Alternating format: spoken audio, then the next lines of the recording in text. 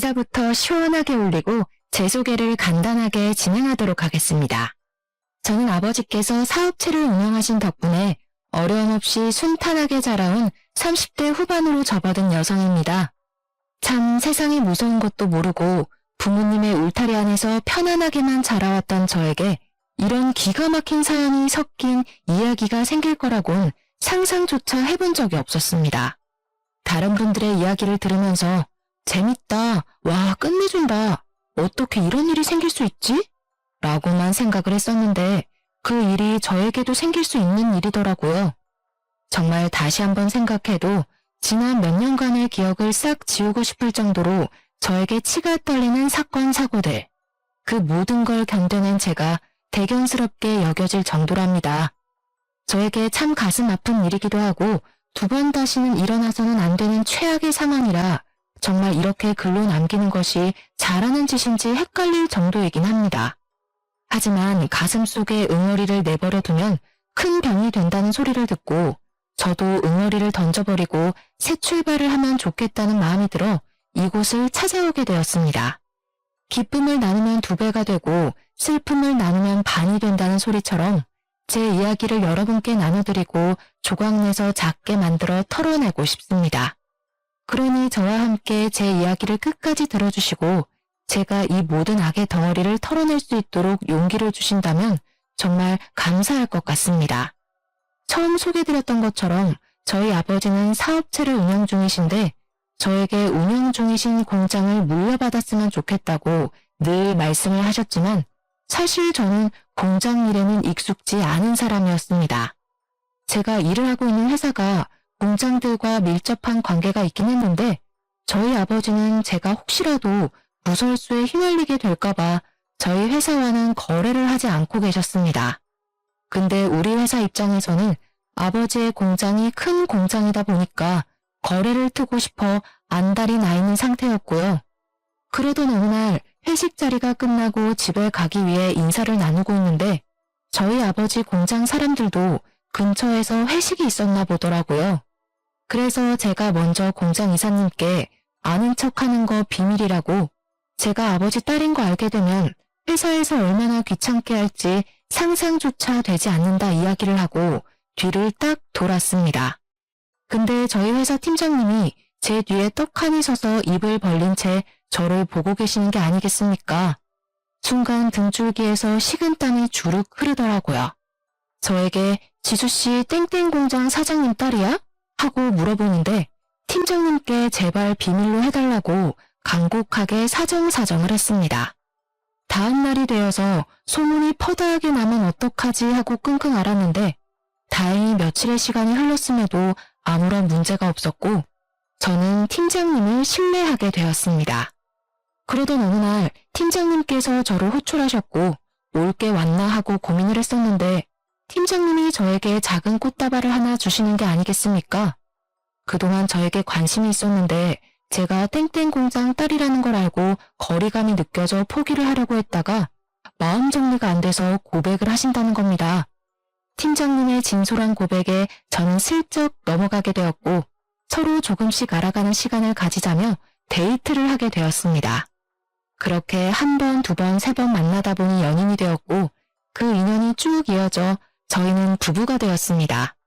짧다고 생각하면 짧을 수 있는 1년이라는 기간 동안 만났지만 이 사람과 부부가 된다는 것에 대한 후회는 전혀 없었습니다.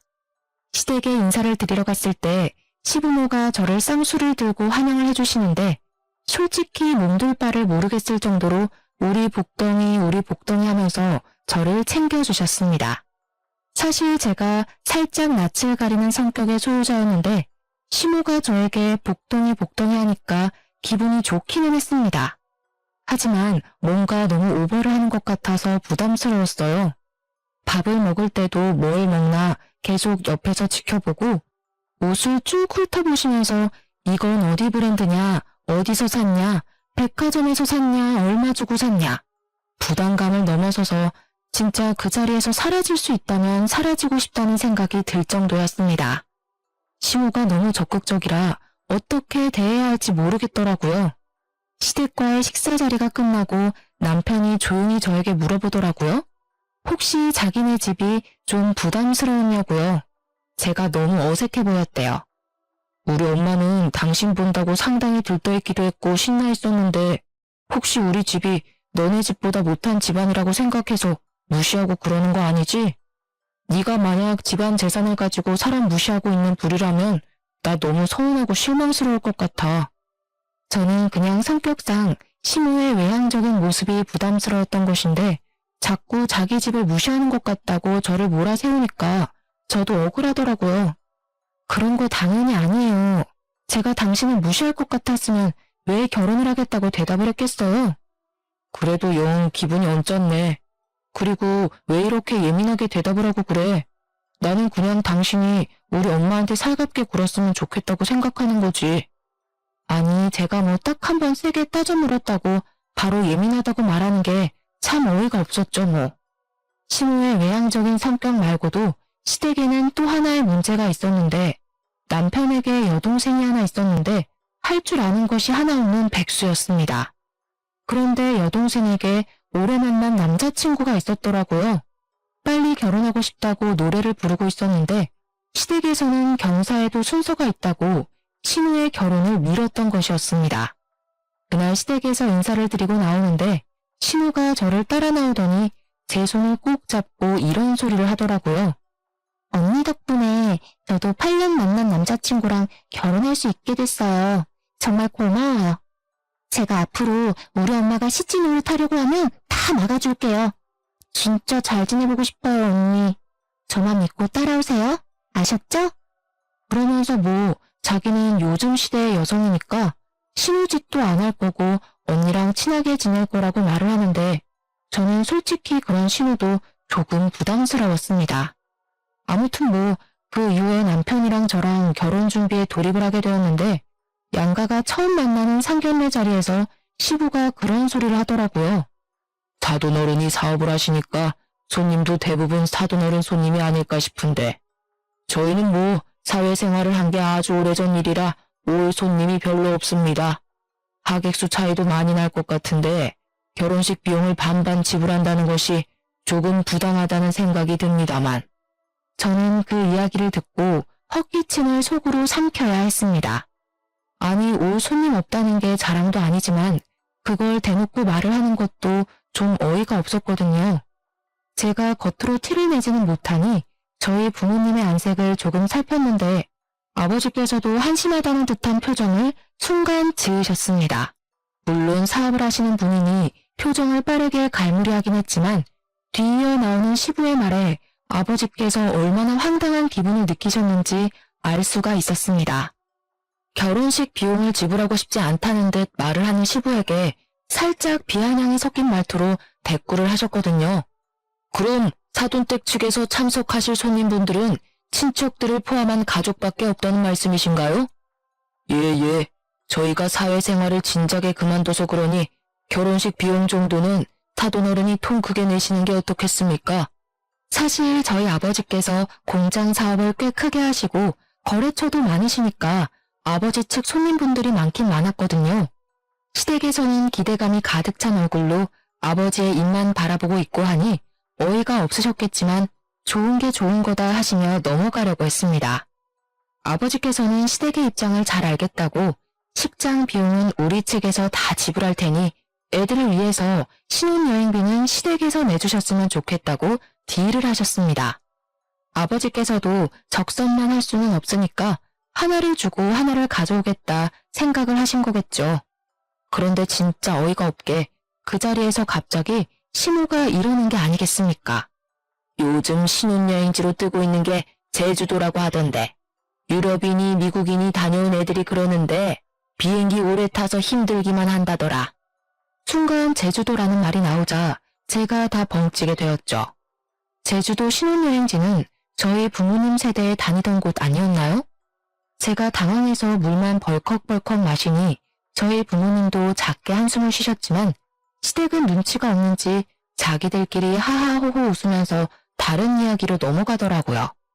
그날 상견례 자리가 끝나고 집으로 돌아오는데 아버지께서 저에게 살짝 시댁이 거지 근성이 있는 것 같다고 돈돈거릴지도 모르니까 조심하라고 신신당부를 하셨습니다. 그래도 제 남편은 됨됨이가 된 사람 같고 자기 일을 열심히 하는 것 같으니 마음에는 들지만 시댁이 걱정이라고 하시면서 저를 안쓰럽게 보시더라고요. 결혼 전부터 너무 걱정거리를 만들어드리는 게 아닌가 싶어서 걱정하지 마시라고 앞으로 잘 헤쳐나가겠다고 약속을 드리며 결혼을 하게 되었습니다. 그런데 헤쳐나가기는 개뿔. 우리 남편이 결혼을 하자마자 언제 그렇게 세심하고 자상한 사람이었던 적이 있었냐는 듯 돌변을 하기 시작했습니다. 그도 그럴 게 결혼식장에 우리 회사 사람들이 축하해주러 죄다 찾아오지 않았겠습니까? 저희 아버지가 혼주석에 앉아있는 걸 보고 다들 놀란 거죠. 신부 측 혼주석에 왜 땡땡 공장 사장님이 앉아있는 거냐고, 지수씨가 설마 땡땡 공장집 딸이냐고 난리가 난 것입니다. 저한테 대놓고 거래를 트게 해달라고 청탁을 하기 눈치가 보인 건지 회사 윗분들이 팀장인 남편에게 거래를 터오라고 계속 지시를 해오고 있었던 것입니다. 저희 아버지는 공장 운영을 하면서 구설수 나오는 걸 가장 싫어하셨기 때문에 일부러 저와 연관된 회사와 거래를 트지 않고 있었던 건데, 그걸 알면서도 우리 남편은 눈치 없이 윗선에다가 자기만 믿으라고 알랑방귀를 잔뜩 끼고 있었던 것입니다. 장인사랑 사위사랑 아니겠냐고 자기만 믿으라고 큰 소리를 떵떵 치고는 오로지 머릿속에 승진만 생각하고 있었던 것입니다. 그날 이후 남편은 저희 아버지를 찾아가서 거래를 했으면 좋겠다, 우리 회사와 거래를 하자고 요청을 했는데 아버지가 딱 잘라 차갑게 거절을 하셨습니다. 그 회사에 우리 딸이 뻔히 다니고 있는데 문제가 생기면 서로 얼굴도 붉히고 해야 하지 않겠나. 그건 내 경영철칙에 어긋나는 일이기도 하고 내키지도 않네. 절대 자네 회사와는 거래를 할 수 없어. 아버지께서 아무리 말을 해도 철옹성처럼 철벽을 치고 받아주지 않으니 남편의 발등에 불똥이 떨어진 것은 물론이고 윗선에서도 수시로 남편을 불러다가 압박을 하기 시작했습니다. 압박이 지속되니까 남편도 당연히 스트레스를 받았겠죠. 그럴 때마다 저를 찾아와서 아버지를 설득해달라고 윽박을 질러대는데 조금 무섭기까지 했습니다. 결혼한 지 몇 년이 지난 것도 아니고 고작 한 달이 지났을 뿐인데 이게 뭐하는 짓이냐고 저도 도리어 남편에게 따져 물었습니다. 당신이 지금 우리 아버지를 등에 업고 허세를 부린다고는 생각해 본 적 없어? 장인어른한테 그런 부탁을 한다는 게 맞는 말이야? 내가 승진을 할 수 있는 절호의 기회인데 어떻게 가족들이라는 사람들이 나를 도와줄 생각은 전혀 하지 않는 거야? 내가 다 아쉽다.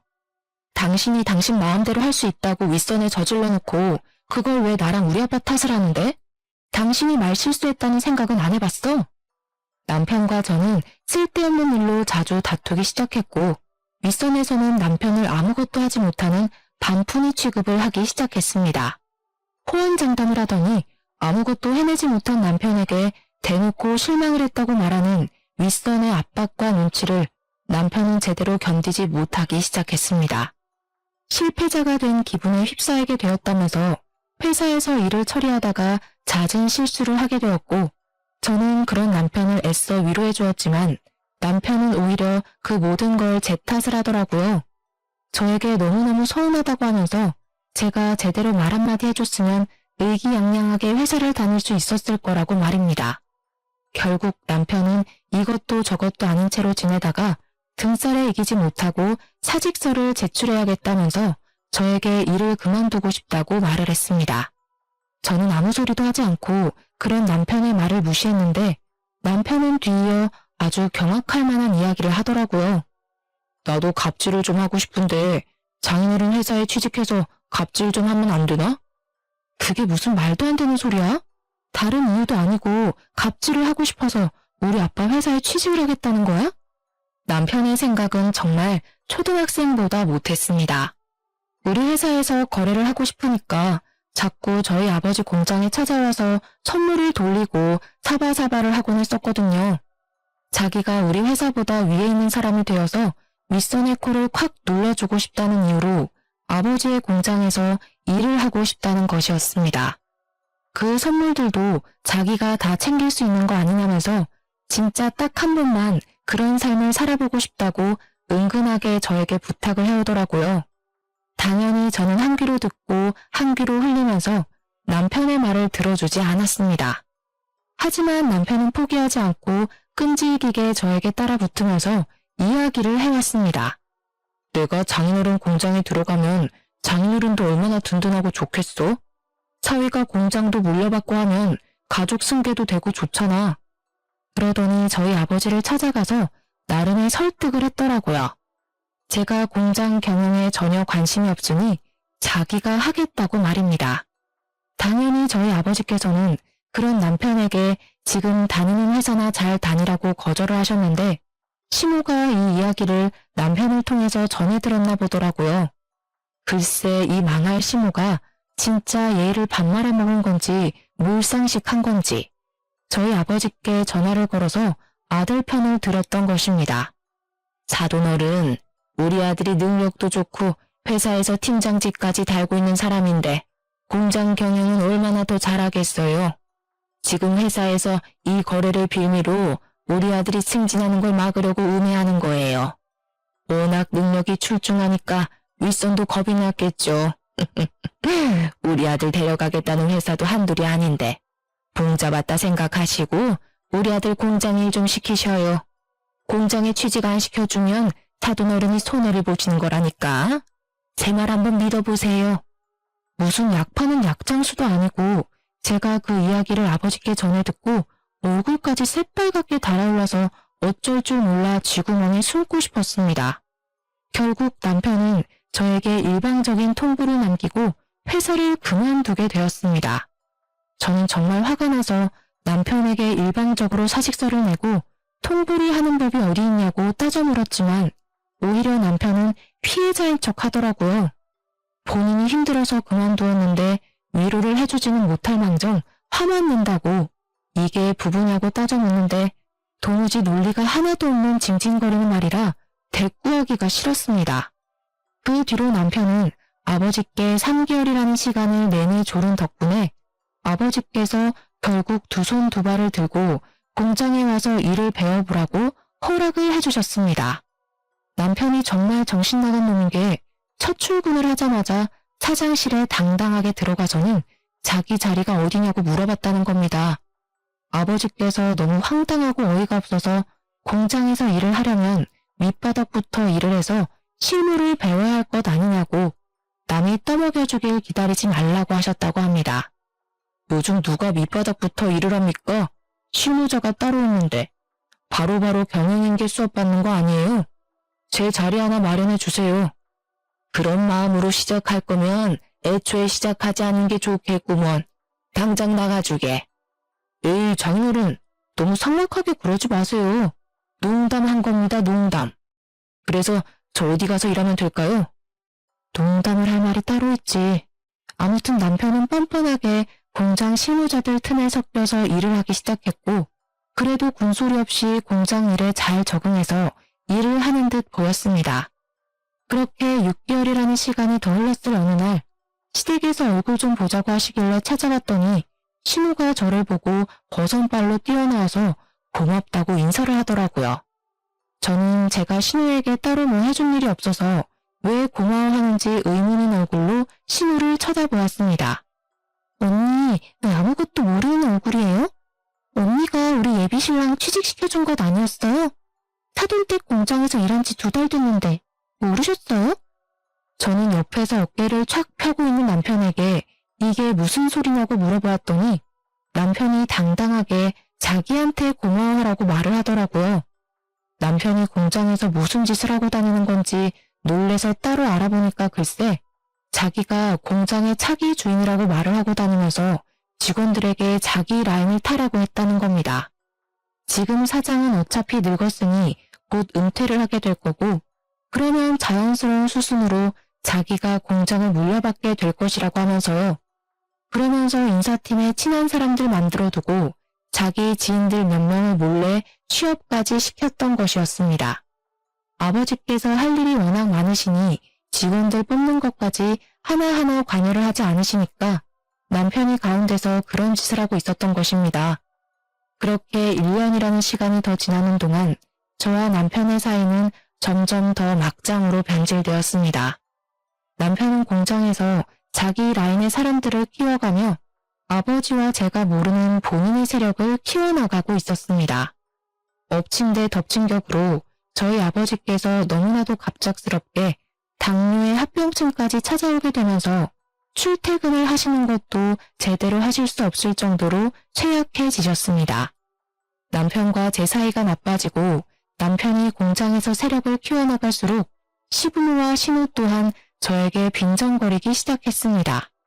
이 사람들이 참 올챙이적 시절은 생각도 못하는 거죠.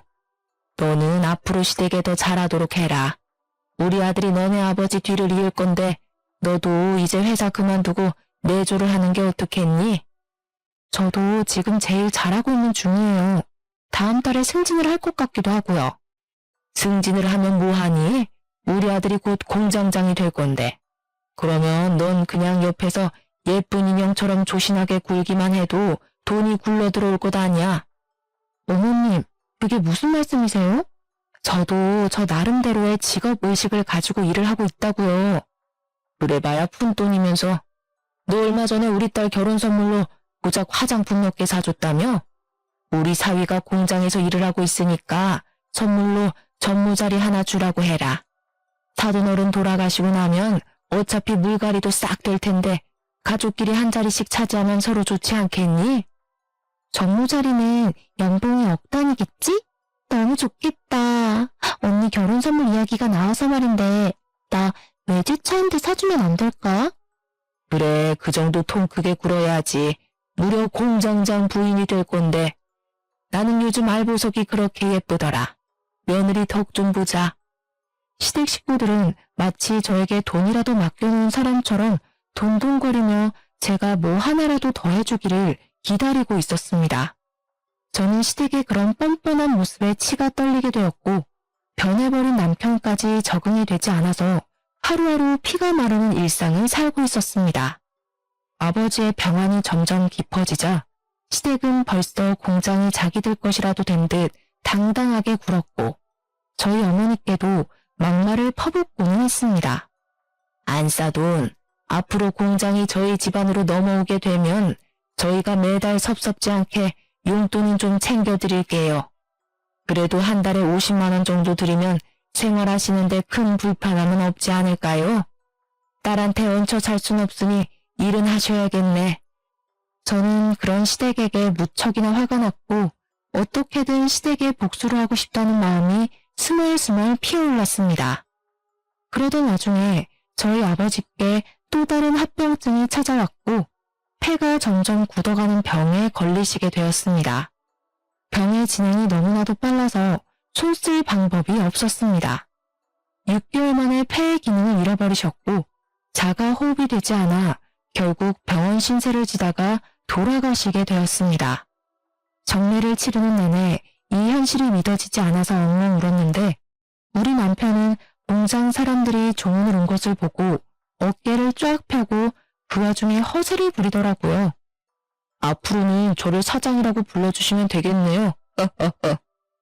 어떻게 우리 아버지 영정사진이 떡하니 걸려있는 장례식장에서 사장 자리를 운운하며 쳐웃을 수가 있는지 저게 사람 새끼가 맞는지 의문이 들 정도였습니다. 우리 아버지 영정사진 앞에서 저는 다짐을 하게 되었습니다. 허세란 허세를 다 부리고 있는 이 개같은 꼬락서니를 더 이상 참지 않겠다고 말입니다. 그런데 정말 하늘이 도운 건지 뭔지 아버지 장례식장에서 이혼을 결심하면서도 정말 이혼까지 하는 것이 맞을까 고민을 하던 순간 충격적인 것을 목격하게 되었습니다. 생전 처음 보는 여자가 아버지 장례식장에 조문을 와서 누군가 싶어 한참을 바라보았는데 갑자기 남편이 허둥지둥하는 게 아니겠습니까? 거기다가 그 여자가 저를 빤히 바라보더니 고인의 명복을 빕니다 하면서 지나치는데 살짝 비아냥거리는 듯한 말투로 말을 하더라고요. 오묘하게 저를 경계하는 느낌을 받게 되면서 쎄함을 느꼈는데 그 여자가 나가길래 몰래 뒤를 따라 나갔습니다. 그랬더니 글쎄 남편이 그 여자와 함께 있는 게 아니겠습니까? 저는 둘이 함께 있는 그 모습을 보고 아주 잠깐 뒤통수가 아려오는 듯한 느낌을 받았고 조금 더 가까운 기둥 뒤에 숨어서 그 둘의 대화를 엿듣기 시작했습니다. 정말 여자의 촉이 무섭다는 걸 여기서 다시 한번 느낄 수 있게 되었습니다. 저에게 왠지 모르게 느껴졌던 그 쎄한 느낌은 이런 상황을 맞이하게 될 거라 미리 경고했던 것이었습니다. 야, 여기가 어디라고 와? 그럼 어떡해. 오빠가 연락을 안 받는데. 내가 사정 설명 다 했잖아. 오빠 못 믿어? 아무리 그래도 본부인이랑 같이 산울림에 있는 건데 질투나서 그랬어. 내가 이러면 들킨다고 했지. 내가 회사 사장 될 때까지만 기다리라고 했잖아. 이제 오빠가 사장이나 다름없잖아. 언제 이혼할 건데? 나 언제까지 기다리냐고. 기다려. 조금만 더 기다려. 내가 완벽하게 사장 자리에 앉을 때까지만. 그거 얼마 안 남았어. 뱃속에 아이는 점점 커져가는데 나 너무 불안해서 그랬어. 미안해. 아니야. 우리 앞에 이제 꽃길만 가득할 거야. 그러니까 걱정하지 마. 사장 자리만 앉으면 바로 이혼할 거야. 알겠지? 말이 끝나기 무섭게 누가 쳐다보고 있는지도 모르고 둘이 끌어안고 난리가 났더라고요. 저에게서 받아먹을 건 다 받아먹고 뒤에서는 몰래 바람을 피우고 있었다는 게 정말 깊은 배신감으로 다가오게 되었습니다. 제가 꼭 남편을 너무 사랑해서가 아니라 정말 이건 말로 표현할 수 없는 감정입니다. 정말 피가 차갑게 식는다는 말이 어떤 말인지 깨닫게 되었습니다. 이 정신 나간 연놈에게 피해 복수를 하겠다고 꼭 이혼을 하겠다고 강경하게 마음을 먹게 되었습니다.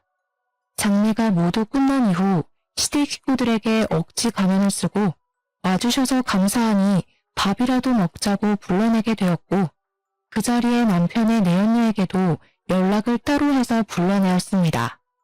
남편이 자는 사이에 남편의 휴대폰에서 내연녀의 번호와 그 둘이 나눈 통화 내용 문자를 이미 확보한 이유였기에 준비는 다 끝낸 상태였습니다. 같이 찍은 사진까지 갤러리에 고스란히 남겨두었더라고요. 무슨 배짱인 건지 그 사진까지 대문짝만하게 프린트를 해서 갔습니다. 그리고 아주 조용하게 비싼 레스토랑에 시댁 식구들을 전부 불러놓아놓고 이야기를 했습니다. 이 비싼 식사가 마지막 식사가 될 수도 있겠네요. 저 이 사람이랑 이혼하려고요. 제가 이혼 이야기를 꺼내자 시부모의 신우 시매부까지 전부 눈을 동그랗게 뜨고 저를 바라보는데 남편 입꼬리가 실룩실룩 움직이더라고요. 그러더니 마치 저를 생각해주는 척 말을 꺼내는 게 아니겠습니까? 당신 나랑 이혼을 하겠다고? 갑자기? 공장 주인이 이제 나로 바뀔 텐데 이렇게 물러나면 당신은 뭐 먹고 살게? 설마 그 회사 다니면서 먹고 살만하다 생각하는 거야? 나야 고맙지. 그래 잘 됐다. 안 그래도 바깥일하는 며느리 좀 별로였어. 애나 키우면서 집에서 남편 내조를 할 줄 알아야지. 우리 아들이 공장 주인이 될 텐데 너 진짜 괜찮겠니? 나중에 이혼 못한다 돈 내놔라 딴소리하기 없기야. 저는 아무 말도 하지 않고 제 앞에 놓인 음식을 노려보다가 저 멀리서 걸어오고 있는 남편의 내연녀를 크게 불렀습니다. 내연녀는 제가 왜 보자고 했는지 전혀 모르는 상태에서 불안한 마음을 가지고 걸어오다가 남편은 물론이고 시댁 식구들까지 전부 자리에 있는 걸 보고 흠칫 놀라더라고요. 멈춰서서 저를 바라만 보고 있길래 제가 직접 내연녀가 있는 그곳까지 걸어서 그녀의 팔을 잡고 시댁 식구들이 있는 테이블로 걸어 들어왔습니다. 남편은 제가 내연녀의 존재를 알고 있었다는 사실을 전혀 모르고 있었기 때문에 동공에 지진이 난 상태로 저를 바라보고 있었습니다. 당연히 이혼을 하겠다고 말을 한 와중에 내연녀가 있다는 사실을 들켰으니 자기가 불리하게 이혼을 당할지도 모른다는 생각이 강하게 들었겠죠. 누나를 이리저리 흔들며 대가리를 이리저리 굴리는 소리가 제 귀에까지 들리는 것 같은 착각이 들었습니다. 시댁 식구들은 당연히 아무도 몰랐었는지 이건 또 누구야? 이게 무슨 상황이야? 하는 눈빛으로 저를 바라보길래 저는 웃으면서 친절하게 설명해드렸습니다. 이 사람이 누군지 궁금하시죠? 심지어 뱃속에 아기도 있대요.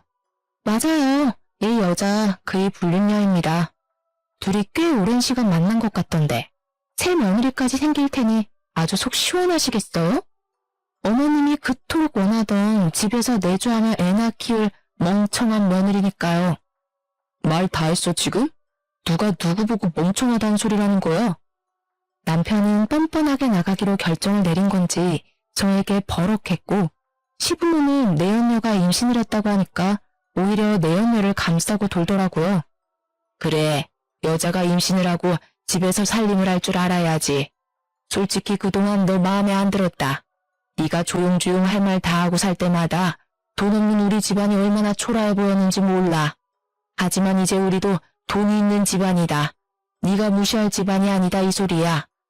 저는 그때 피식피식 새어나오는 웃음을 참으려고 하지 않고 쪼개면서 우리 아버지께서 몇십 년간 의지해오신 변호사님을 모셨습니다.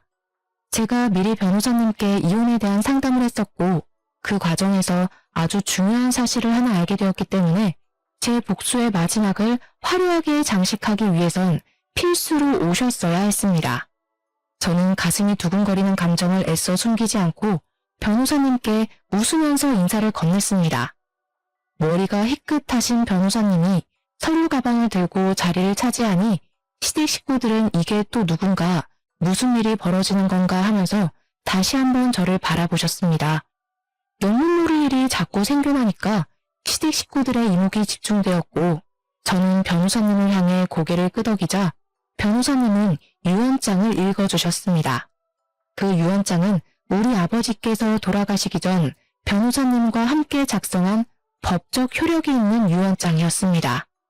고인이 되신 김병찬 사장님의 유언을 전달하겠습니다. 고인이 보유 중이던 공장 지분 45% 모두 따님이신 김지수 씨에게도 양도되었음을 알립니다. 생전에 미리 작성해두신 공장 대리인 계약서에 따라 대표직은 따님이신 김지수 씨가 임명받게 되었음을 알립니다. 변호사님의 말이 끝나기 무섭게 남편이 벌떡 일어서서는 변호사님의 멱살을 잡고 흔들면서 이게 무슨 말도 안 되는 소리냐고 윽박을 질렀습니다. 이성을 잃고 눈가를 뒤집으면서 달려드는데 우리 유능한 변호사님이 법적으로 고소라도 때리면 어떻게 수습하려고 저러나 싶은 마음이 들더라고요. 남편이 너무 제가 원했던 대로 반응을 해주니까 저는 오히려 신이 나서 어쩔 줄 모르겠더라고요. 이게 무슨 말도 안 되는 소리야. 내가 다른 사람도 아니고 내가 밑바닥부터 쭉 경영 수업을 받았는데 왜 아무것도 모르는 저 여자가 그 자리에 앉아? 고인이 되신 김병찬 사장님께서 공증까지 받으신 유언장이기 때문에 법적 효력이 있습니다. 참나 어이가 없네. 나도 아직 김병찬 사장의 사위야 사위. 나에게도 당연히 그 자리에 앉을 충분한 명분이 있는 사람이다 이거야. 그리고 내가 공장에서 일을 한 지가 벌써 몇 년인데 능력도 당연히 되는 거 아니겠어? 당장 이사회를 소집해서 투표를 하자고. 이사들은 다 내 편을 들어줄 거야. 저기 저 아무것도 모르는 여자가 사장 자리에 앉으면 공장 사람들 다 거리에 나앉을 거라고. 저는 변호사님의 멱살을 잡고 뒤흔들며 소리치는 남편의 손을 정말 있는 힘껏 때렸습니다. 남편은 순간 전해진 통증에 놀라서 멱살을 잡고 있던 손을 놓치게 되었습니다. 야, 너는 돌대가리니?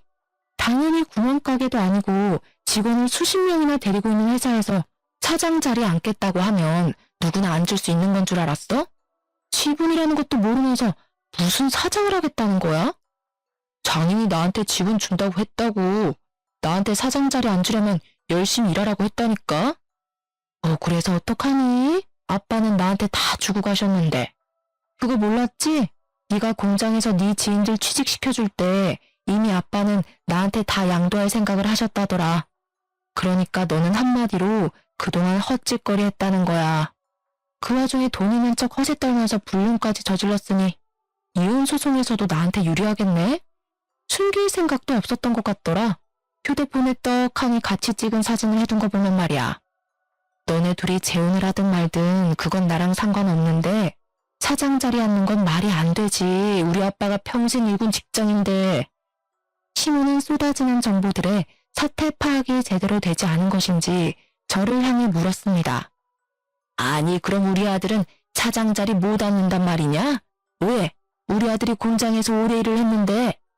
아줌마 우리 공장에 지분 있어요? 투자금은? 주식이라도 있어? 아무것도 없잖아. 근데 아줌마 아들이 어떻게 사장이 돼? 아줌마 아들도 가진 거 하나 없는 빈털털인데 거기다가 이제는 직장도 잃게 생겼으니까 새 직장 알아봐야 할걸? 아 물론 그쪽도 마찬가지고. 마지막 말을 할 때는 신우 쪽을 바라보면서 말을 했습니다. 그랬더니 신우 얼굴이 싹 돌변을 해서는 저에게 갑자기 살갑게 웃으면서 언니 무슨 말이 그래 하며 팔짱을 끼려고 하는 게 아니겠습니까? 스멀스멀 다가오는데 마치 뱀이 기어오는 것 같아서 저는 두 팔을 들고 신우에게 다가올 생각하지 말라고 했더니 신우가 그대로 멈춰서 이야기를 하더라고요.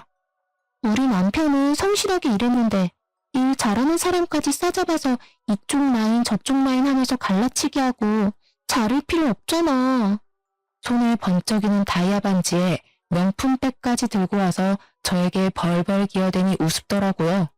저희 변호사님은 아직 할 말이 끝나지 않았다면서 다시 옷매무새를 정리하고 말씀을 이어나가셨습니다. 이어서 김지수 씨 소송 대리인으로서 이야기하겠습니다. 불륜으로 인한 유책 배우자가 되셨기 때문에 이혼 소송 진행 시 위자료와 재산 분할 신청이 들어갈 겁니다. 더불어 내연녀분께서도 상간녀 소송이 진행될 예정입니다.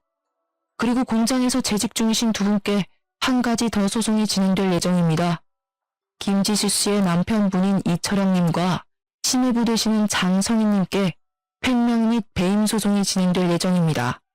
작년부터 시작해서 거래처분들께 뒷돈을 받고 회사 공금을 몰래 횡령하여 사치를 부린 정황, 법인카드를 마음대로 사용하신 정황이 모두 포착되었습니다. 이 부분은 회사 차원에서 소송이 들어갈 예정이니 참고하시기 바랍니다. 그러자 시댁 식구들의 얼굴이 정말 눈에 띄게 사색이 되더니 부들부들 떨기 시작했습니다. 제가 그동안 공장에 관심이 없어서 전혀 몰랐는데 이 인간들이 횡령을 한두 푼 한 것이 아니더라고요. 아버지께서는 돌아가시기 직전까지도 그 증거를 차곡차곡 모아두셨습니다. 혹시라도 제가 정말 바보 같게 남편에게 공장장의 자리를 넘길까봐 걱정이 되어서 저를 위해 끝까지 준비를 해주셨던 것이었습니다. 물론 한 번에 제가 터뜨려야 혹시라도 공장을 물려받을 상황에 있어서 남편 쪽 라인을 탄 사람들의 잡음이 나오지 않게 하기 위한 준비이기도 했었습니다. 남편 쪽 라인을 탄 사람들은 당연히 저를 마음에 들어 하지 않아 하고 몰아내려고 할 것이 분명했으니까요. 그만큼 저희 아버지께서는 저를 사랑하셨고 본인이 평생 일궈놓은 공장을 소중하게 생각했다는 증거이기도 했습니다. 저는 아버지의 뜻을 받아들여 이 공장을 운영해보기로 결심을 하게 되었습니다. 그 말이 끝나기 무섭게 시모가 저에게 삿대질을 하면서 말을 하더라고요. 이건 전부 잘못된 일이야. 어떻게 가족끼리 이런 무서운 짓을 꾸미고 그럴 수 있니? 소름 돋는다 정말. 아니 가족은 무슨 개뿔 가족이야. 저기 저 불륜 저지른 년 데리고 사시겠다면서 내조할 여자라고 완벽하다며 나한테 왜 가족 타령이세요? 그리고 저는 남편을 바라보고 웃으면서 마지막 인사를 건넸습니다. 아, 밥 잘 먹었어. 이런 거지 같은 꼴 다 보게 된 내 처지가 불쌍하지 않니? 그러니까 밥값은 네가 내. 그 뒤로 저는 변호사님과 함께 그 자리를 떠나왔고 바로 이혼소송의 상간녀 소송을 진행하게 되었습니다. 재산 분할 같은 경우에도 다행히 상속 재산은 분할 대상에 포함되지 않아서 제가 남편에게 더 뜯어낼 수 있게 되었습니다. 끝까지 억울하다면서 저에게 이혼을 못 해주겠다며 남편은 강짜를 부렸지만 유책 배우자가 그쪽인데 어떻게 이혼을 해주지 않을 수가 있겠습니까? 법원도 당연히 뻔뻔한 시댁에게 어이가 없다는 듯 저의 편을 들어주었습니다. 횡령 사건 같은 경우도 마찬가지였습니다. 야금야금 해먹은 돈이 오죽 많고 증거가 명확한 덕분에 남편과 심해부는 나란히 쇠고랑을 차게 되었습니다. 당연히 신우고 배가 슬슬 나오기 시작한 내연녀고 심오고 저를 찾아와서 합의를 해달라고 어떻게든 막노동해서라도 갚겠다고 울고불고 사정을 하더라고요. 범죄 기록에 빨간 줄이 그어지게 되었으니 앞으로 어느 회사도 취직을 해서 일하기 어려워질 것이 분명하지 않겠습니까? 그러니 합의라도 해야 한다고 생각을 했는지 돈 갚겠다는 말만 주야장천 하더라고요. 진심이 느껴지지 않았습니다. 그래요? 내일까지 돈 해올 수 있어? 장기라도 팔아서 준비해 올래? 아니면 나도 못 기다려줄 것 같은데. 내가 왜 당신들 편의를 봐줘야 하지? 당신은 동정심도 없어? 내 뱃속에 아이가 들어있다고. 어머머, 불륜의 씨앗이 들어있다는 거 잘 알겠어. 근데 내 새끼는 아니잖아. 내가 동정해야 할 이유도 당연히 없고 이만들 꺼지세요. 경찰에 신고하기 전에. 결국 합의는 이루어지지 않았고 남편과 시내부는 교도소에 수감이 되게 되었습니다.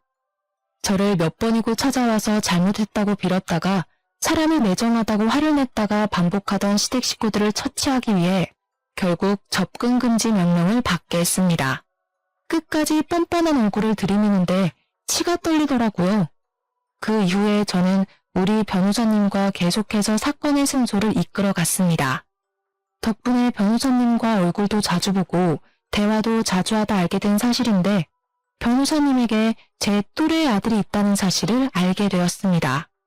이혼 소송에 횡령 사건까지 마무리하니까 2년이라는 시간이 후다닥 넘어갔는데 그 시간 동안 변호사님 아들도 몇 번 만나게 되었습니다. 한 번, 두 번 우연한 만남으로 인연이 닿았고 저는 변호사님 아들과 연애를 시작했고 지금은 결혼식을 앞두고 있는 중입니다. 똥차 가고 벤츠 온다고 하지 않겠습니까? 무능력한 인간이랑 살다가 정말 능력 있는 사람 만나니까 세상이 다르게 보이더라고요. 미국에서 MBA 과정을 마친 경영 인재인 새 남편이 우리 공장의 경영 상태를 파악해주고 저를 도와 함께 경영을 도와주기로 약속을 했습니다. 제가 아무것도 모르는 상태로 뛰어들었기 때문에 전문가의 도움이 필요했는데 마침 새 남편의 전공이 그 분야이니 찰떡궁합이지 않겠습니까? 시댁은 저에게 줄 위자료의 횡령 사건 배상까지 전부 갚아내느라 집도 팔고 차도 팔고 가진 집안 살림까지 전부 다 팔았다고 하더군요. 그런데도 돈이 부족해서 유예 기간을 달라고 공장에 사정사정을 해왔습니다. 저는 법대로 하겠다고 돌려보냈습니다. 드디어 결혼식을 2달 앞두고 있습니다. 제가 이혼녀라서 솔직히 예비시댁에서 저를 반가워하지 않을 수도 있다고 생각을 하긴 했는데 그 걱정은 기우였습니다. 예비 신부인 변호사님은 저를 반대할 이유가 전혀 없다고 하셨고 예비 신부 또한 저에게 고생 많았다며 앞으로 따뜻한 집이 되어주시겠다고 하셨습니다. 사람의 과거는 중요하지 않다. 그 과거가 생긴 것도 제 탓이 아니라고 넓은 마음으로 저를 감싸주셨습니다. 저도 모르게 그 자리에서 눈물을 조금 흘렸는데 그 모습조차 진정성 있게 느껴졌다며 저에게 한 가족이 되어 너무 좋다고 환하게 맞이해 주셨습니다. 참 고생 끝에 낙이 온다고 저에게 이런 대단하고 넓은 가슴을 가진 시댁이 생길 줄은 꿈에도 몰랐습니다. 저는 새로운 예비시댁과 성향이 잘 맞고 서로를 세심하게 잘 챙기며 앞으로 분위기 좋게 평생을 함께 하겠다고 다짐하게 되었습니다. 진정한 짝을 만난 기분이라 행복하다고나 할까요? 염치 없는 격이 맞지 않은 예전 시댁을 생각하면 아직도 토악질이 나올 것 같습니다. 하지만 앞으로는 정말 새 남편과 함께 아이도 낳고 오순도순 공장 운영도 하며 잘 지내보려고 합니다. 여러분들도 저처럼 행복이 가득하시고 또 저의 행복을 응원해 주시면 감사하겠습니다. 저의 긴 사연을 들어주셔서 다시 한번 감사드립니다.